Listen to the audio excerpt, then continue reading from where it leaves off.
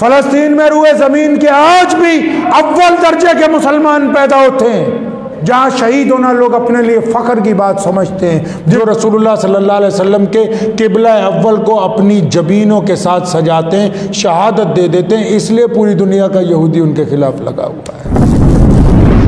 अल्लाहु अकबर। आज सोचते हैं कि अर्ज़ फ़लस्तीन के ऊपर कब्जा कर लेंगे यहूदी।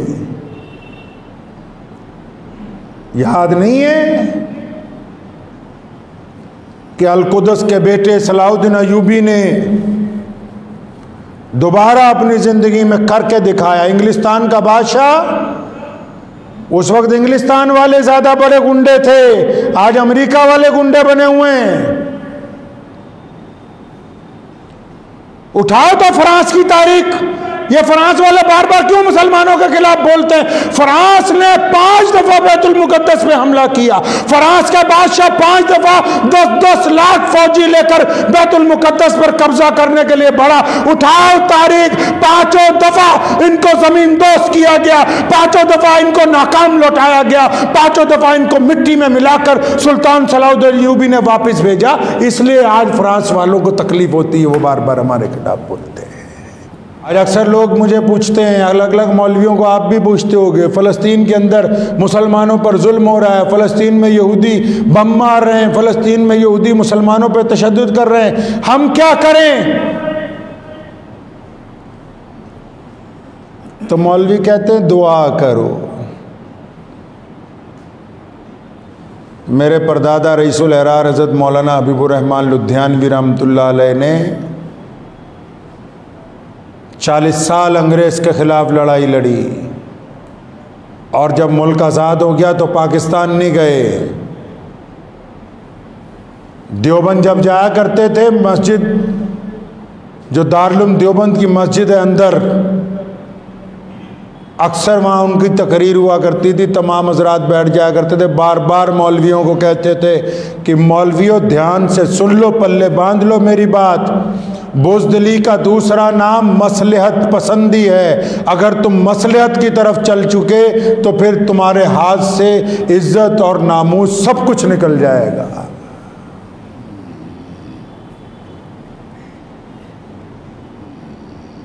बैतुल मुकद्दस या बैतुल्ला या मस्जिद नबवी, क्या बैतुल्ला को हाथ लगाना बहुत बड़ी बात है? रसूलुल्लाह सल्लल्लाहु अलैहि वसल्लम ने तवाफ करते हुए बैतुल्ला को कहा कि बैतुल्ला मैं तेरी अजमत का कायल हूं, तो अल्लाह का घर है रुए जमीन पर सबसे पहला। मैं मानता हूं कि तेरी अगर ये जो पत्थर के टुकड़े अगर इनको बेचा जाए तो कीमत अदा नहीं हो सकती, लेकिन बैतुल्ला सुन ले, एक मुसलमान की इज्जत, एक मुसलमान की आबरू, एक मुसलमान की कीमत इतनी है कि अगर तुझे बेच भी दिया जाए तो किसी एक मुसलमान की इज्जत और आबरू की कीमत अदा नहीं हो सकती है।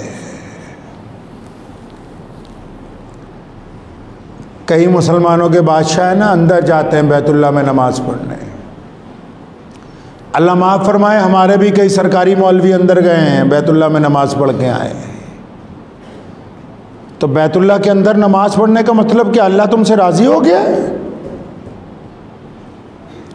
मस्जिद नबी में हुज़ूर सल्लल्लाहु अलैहि वसल्लम के रोज़े मुबारक की जालियों के अंदर जाके सलाम पेश करने से क्या इसका मतलब अल्लाह आपसे राज़ी हो गया है? कितने ऐसे मुसलमान बादशाह हैं जो बैतुल्ला के अंदर गए हैं, कितने ऐसे मुसलमान हुक्मरान हैं जो अब तक रोज़ा मुबारक की जालियों के अंदर जा चुके हैं, लेकिन ना उनकी अब तक कोई दुआ कबूल हुई, ना कोई उनका आज़म मुकम्मल हुआ। और सुल्तान सलाहुद्दीन अय्यूबी को देखो, सारी ज़िंदगी मुल्क के मिस्र से लेके फ़लस्तीन तक लड़ते हुए गुजार दी, और वहाँ से बैतुल्ला का फासला 1500 किलोमीटर है, लेकिन सारी ज़िंदगी वक्त नहीं मिला बैतुल्ला तक जाने का, सारी ज़िंदगी वक्त नहीं मिला मदीना मुनव्वरा में हाजिरी करने का। लेकिन अल्लाह ने किबला अव्वल की आज़ादी सलाहुद्दीन अय्यूबी के हाथ लिखी थी, उसको अता की गई है दौलत। तो क्या सिर्फ दुआ से मसला हल हो जाता है जी? दुआ से हो जाता है सब कुछ? अगर सिर्फ दुआ से हो जाता तो रसूलुल्लाह सल्लल्लाहु अलैहि वसल्लम क्यों निकलते? मैं मानता हूं दुआ करनी चाहिए, मैं मानता हूं नमाज अदा करनी चाहिए, मैं इस बात का कायल हूं कि कुरान पाक के मुताबिक अमाल करने चाहिए, लेकिन जब तक अमल होगा तो असर होगा ना। अगर अमल ही नहीं होगा तो फिर असर कैसे होगा जी? अमल होगा तो असर होगा। अक्सर पूछ लो जिस किसी मौलवी से, बस क्या करें जी, दुआ कीजिए दुआ कीजिए। तो आप कमरा बंद करके दुआ कीजिए ना कि अल्लाह मुझे रोटी मिल जाए, कहीं जाए ना कारोबार करने के लिए। आप सफर ना किया करें, बस दुआ करें अल्लाह मुझे दिल्ली पहुंचा दे, मैं इंग्लैंड जाके सेट हो जाऊं, मैं अमेरिका पहुंच जाऊं। दुआ करते रहो, कहीं जाना नहीं, पासपोर्ट नहीं बनवाने की जरूरत। दुआओं के साथ अमल की जरूरत है। अक्सर हिंदुस्तान के मुसलमान पूछते हैं, फ़लस्तीन के मुसलमान परेशान हाल हैं, ये इनका जज्बा है कि ये पूछते हैं। एक बात याद रखना, आज रूए ज़मीन पर सिर्फ मुसलमान वो हैं जिनके साथ, जिनके अज़ाइम के साथ अल्लाह की मदद है और ये कभी शिकस्त नहीं खाते। अगर कहीं ये देखो कि मुसलमानों को शिकस्त हुई है तो दो लोग उसके ज़िम्मेदार होंगे, एक मुसलमानों का लीडर, दूसरा मुसलमानों का मौलवी, तीसरा नहीं। लोग पूछते हैं फ़लस्तीन में ये कुछ हो रहा है, हमारे यहाँ दिल्ली में डड्डू ड्रामा कर रहे हैं कई मौलवी जी, प्रेस कॉन्फ्रेंस करेंगे, कई लोगों का फ़ोन आता है जुलूस निकालें। अबू जहल ने इस्लाम के ख़िलाफ़ इतनी मर्तबा जहर अफशानी की, तो क्या उसके ख़िलाफ़ जुलूस निकाल के मसला हल हो जाएगा? मसला ये है कि हम क्या करें। आप जहाँ पर हैं वहाँ रह कर क्या कर सकते हैं? पहला काम तो ये कि आप दुआ कर सकते हैं, मान लिया जी दुआ कर सकते हैं, दुआ करनी भी चाहिए। दूसरा, क्या आपको नहीं पता जो मजलूम हो कुरान ने कहा है कि उनकी मदद करो?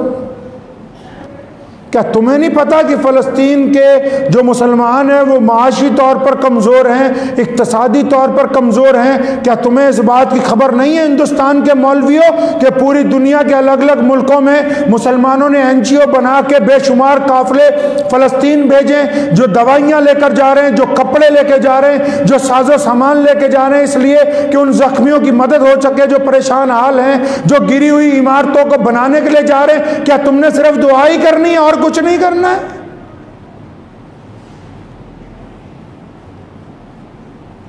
क्या हमारे मुल्क में फ़लस्तीन की एम्बेसी नहीं है, उनका अथॉरिटी का एम्बेसडर नहीं रहता कि जिसके पास जाके तुम बोलो कि ये इतने लाख रुपए का चेक है तुम्हारे लिए ताकि तुम्हारे साथ यहूदी लड़ रहे हैं तो हम पूरी दुनिया के मुसलमान तुम्हारे साथ खड़े हैं?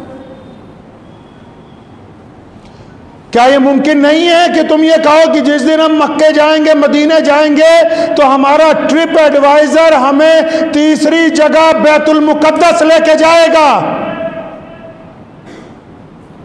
क्या पूरी दुनिया के मुसलमानों का पता नहीं कि किबला अव्वल हमारा वो मरकज है जहां 17 महीने जिसकी तरफ मुंह करके रसूलुल्लाह ने नमाज पढ़ी है? ये वो बैतुल मुकद्दस है जहां रसूलुल्लाह ने अंबिया की इमामत की है।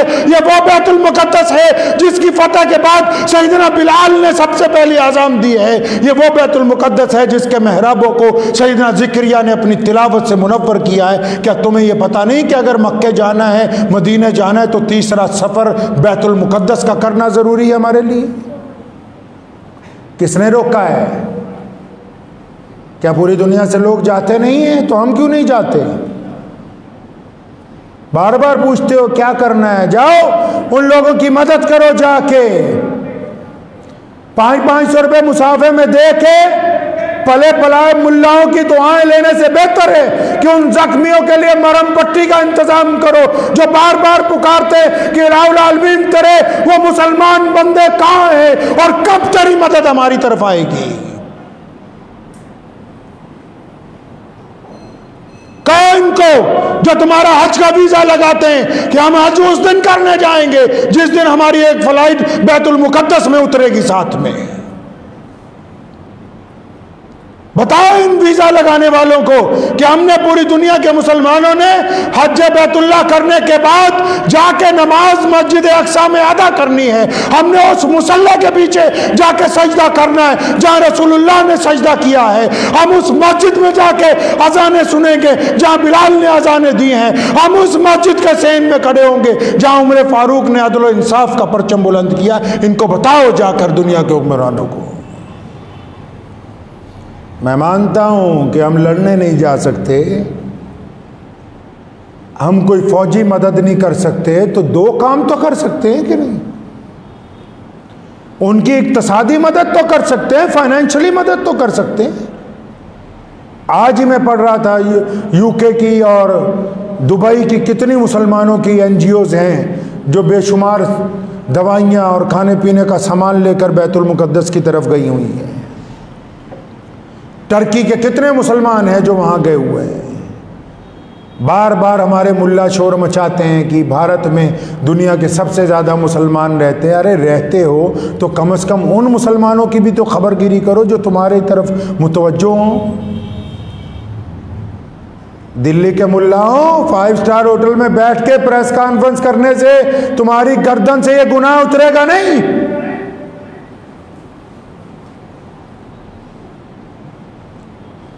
सिर्फ एक कागज का टुकड़ा अखबार को बेचकर बरी नहीं हो सकते हो।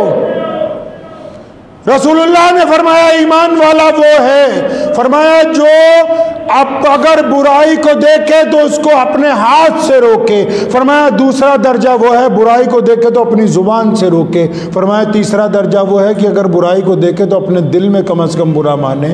तो हम तो इन तीनों दर्जों में से किसी में भी नहीं, तीनों में से किसी में भी नहीं आ रहे हैं। आपने क्या सोचा कि फेसबुक और व्हाट्सएप पे मैसेज फॉरवर्ड करके निजात हो जाएगी? और कईयों को तो माशाल्लाह फेसबुक और व्हाट्सएप भी चलाना नहीं आता। इस्लाम के ख़िलाफ़ जो बात आई वो भी सबको भेज रहे हैं, इस्लाम के हक़ में जो आई वो भी भेज रहे हैं। सहाबा किराम का असूल था, रसूलुल्लाह के ख़िलाफ़ जो बात आती थी उसको डिलीट कर देते थे। पता है तुम्हें? रसूलुल्लाह सल्लल्लाहु अलैहि वसल्लम के दौर में सहाबा किराम जो व्हाट्सएप चलाते थे, हुजूर सल्लल्लाहु अलैहि वसल्लम के खिलाफ जो बात आती थी उसको डिलीट करते थे, उसकी रिपोर्ट करते थे। मतलब अगर किसी गैर मुस्लिम ने नाउज़ुबिल्लाह गंदी बात, बुरी बात रसूलुल्लाह के खिलाफ कही तो जाके शोर मचा के 20 को इकट्ठा होकर नहीं कहा कि ये ऐसा कह रहा है, नहीं, उसको ख़त्म कर दिया, बात का मौजू ही ख़त्म कर दिया, उस गुफ्तगू का वहीं पर एंड। और ये जितने डंगर हैं जो नया नया मोबाइल ख़रीद लेते हैं, जितनी इस्लाम के ख़िलाफ़ बातें होंगी अपने ही दोस्तों को भेजेंगे कि और लोगों को बताओ कि नऊज़ुबिल्लाह फ़लाँ ने सल्लल्लाहु अलैहि वसल्लम की बेअदबी की है, सबको शेयर करो। अरे बदबख्तो, अपने ज़िम्मे ही गुनाह ले रहे हो। हर चीज़ को चलाने का कोई तरीका होता है, तमीज़ होती है, तहजीब और तमद्दुन होता है, सब भूल गए।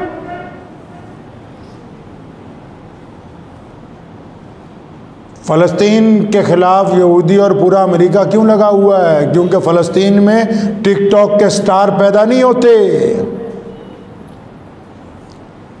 फ़लस्तीन में सारा दिन मोबाइल पर चला बैठकर गेमें खेलने वाले लोग पैदा नहीं होते,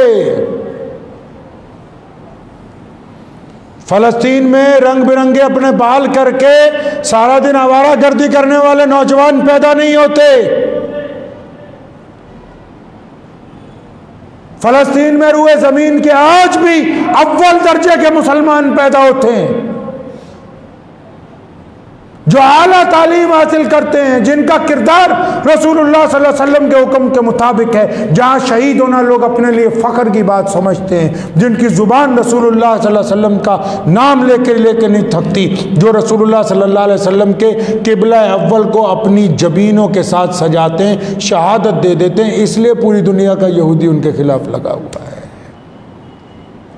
21,000 लड़कियों ने हिफ्ज़ किया इस रमज़ान में फ़लस्तीन में। हमारे पास कुरान पढ़ने को टाइम नहीं मिला, दुआ मांगने को बेजारी है। दुनिया आज अमेरिका और यहूदी क्यों परेशान है? आप पढ़िए, बीबीसी की परसों रिपोर्ट आई है कि इनको कौन सामान दे रहा है। पता लगा कि फ़लस्तीनियों को सामान कोई नहीं दे रहा, सारा कुछ खुद ही बना रहे हैं। तो वक्त भी हो गया है। तो मेरी अर्ज़ ये है कि जो लोग चाहते हैं कि फ़लस्तीन के लिए क्या करें, पता कीजिए कि फ़लस्तीन की अथॉरिटी के कौन से अफसरान नई दिल्ली के अंदर कौंसल खाने के अंदर हैं, कौन सी बड़ी NGOs हमारे सूबे के अंदर, हमारे मुल्क के अंदर या इस पूरे बर्रे अजीम के अंदर कौन सी ऐसी NGOs हैं जो ईमानदारी से उनकी मदद कर रही हैं। उनको बोलें कि हम अपना 1 रुपया आपको देना चाहते हैं, उनको दें। और जो लोग हज पे जाते हैं, कोई पाबंदी नहीं है बैतुल मुकद्दस में जाने की। सुने इत्मीनान से बात मेरी, बैतुल मुकद्दस में नमाज पढ़ने के लिए सारा साल कोई पाबंदी नहीं है। मुसलमान शहदा ने अपनी कुर्बानियां दे के उसको सालिम रखा है। ये उसी को तो बंद करने जा रहे थे अभी रमजान से पहले कि दोबारा इतनी बड़ी कुर्बानी देनी पड़ी है। बैतुल मुकद्दस में कोई पाबंदी नहीं पूरी दुनिया के मुसलमानों पर जाने की। जो बंदा हज करने के लिए जा रहा है, औरत जा रही, मर्द जा रहे हैं, उनके साथ बच्चे जा रहे हैं, अगर वो अपना हज का वीज़ा लगवाते हैं, उम्रे का वीज़ा लगवाते हैं, अपने ट्रिप एडवाइज़र को बोलिए कि हमने खाना काबा की ज़ियारत के बाद, हमने रसूलुल्लाह सल्लल्लाहु अलैहि वसल्लम के रोज़े पर हाज़िरी के बाद तीसरी हाज़िरी मस्जिद अक्सा की लगानी है। हमने किबला अव्वल में नमाज अदा करके आनी है। जब रोजाना कई लाख मुसलमान पूरी दुनिया से बैतुल मुकद्दस की सरजमीन पर उतरने शुरू होंगे, हालात तब्दील हो जाएंगे।